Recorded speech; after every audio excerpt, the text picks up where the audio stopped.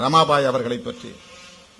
புரட்சியாளர் அம்பேத்கர் அவர்கள் எழுதிய கடிதத்தை பற்றியே ஓயாமல் நினைத்துக் கொண்டிருக்கிறேன். யஷ்வந்த் குறித்தும் எண்ணிக்கொண்டிருக்கிறேன். உன்னை நான் புரிந்து கொள்ளவில்லை என எண்ணிவிடாதே ரமா. உன் வேதனையை நான் உணர்கிறேன்.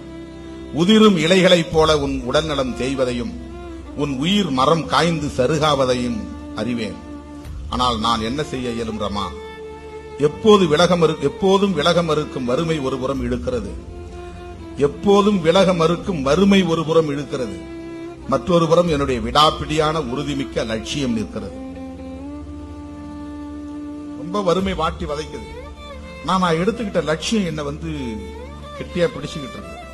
என்னுடைய விடாப்பிடியான உறுதிமிக்க லட்சியம் இருக்கிறது. அறிவை தேடி லட்சியத்தை அடைய வேண்டும் என்கிற குறிக்கோள். வேறு எதை பற்றியும் கவலைப்படாமல் அறிவு தேடலில் என்னை மூழ்கடித்துக் கொண்டு விட்டேன். என்னை